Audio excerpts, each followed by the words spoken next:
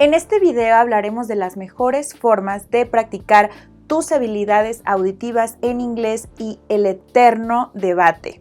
¿Deberías escuchar a la gente hablar más lento de lo normal o no? Is it better if I speak slowly like this, even if no one speaks that slowly in real life? Or maybe you should just listen to me speaking at a normal speed. I'm Paulísima from Spring English, and here's our take on the matter. Part 1. Why not slowing down? A ver, ¿entienden si les digo, right now is a great time for you to subscribe to the Spring Spanish YouTube channel? Tal vez sí, tal vez no, tal vez solo entendieron, no sé, la parte donde digo subscribe or channel. Si así fue, muy bien. Quédense hasta el final para descubrir por qué es muy bueno que aunque sea entiendan unas solas palabras. Sometimes it's necessary that our conversation partner speaks slower in English, or otherwise it would be impossible to communicate. But we don't slow down the English bits in our Spring English videos or in our role plays because those are practice moments. Desafortunadamente, el lenguaje en la vida real no es tan pulido, especialmente en las conversaciones casuales. La gente no baja la velocidad, muchas veces no pronuncian las palabras completas, juntan las palabras y utilizan jerga y modismos. So, without proper practice, when you find yourself in a conversation with a native English speaker at a real live speed, you will be completely lost. You need to be exposed to natural speed to improve your English and to practice your listening comprehension skills. If you listen to enough English at a normal speed, your brain and ears will get used to it, and after a while, you will just understand. Here at Spring English, we leave breaks after each English sentence and we add subtitles so you can read and understand everything that is said.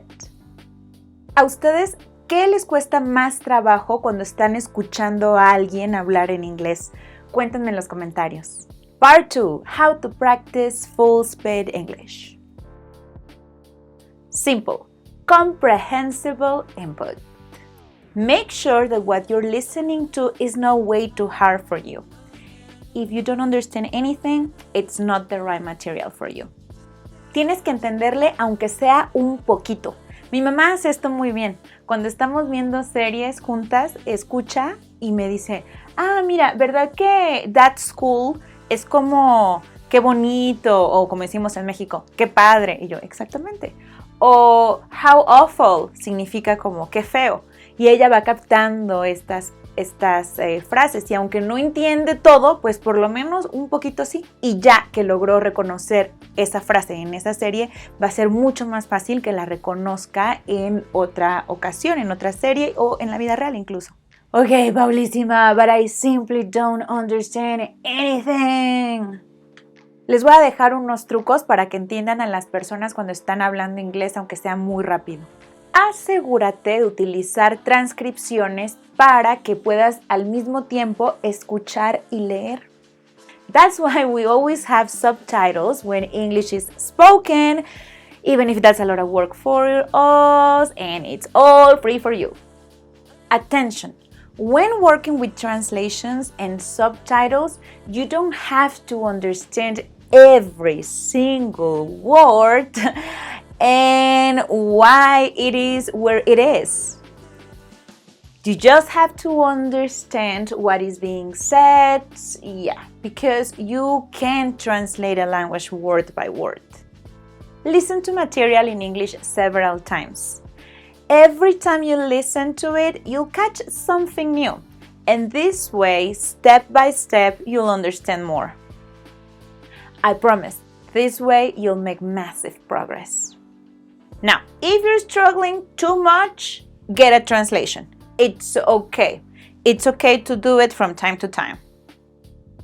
En corto, listen to normal speed English. Use transcripts and subtitles. When you listen to a podcast, an interview, a speech, a recorded dialogue, for the first time, you might understand just a few words. But then you work with a transcript and listen to the same audio over and over, and all of a sudden, it just clicks. You understand. It will feel like magic. This will happen to you too if you follow the advice in this video. Escuchar un inglés a velocidad natural te ayudará a avanzar a grandes pasos. Pero hay otro error que los estudiantes de inglés cometen todo el tiempo. Evita este error y aprenderás inglés mucho más rápido. Vamos a ver cuál es este error y cómo corregirlo dándole clic a la imagen en pantalla. Ahí te veo.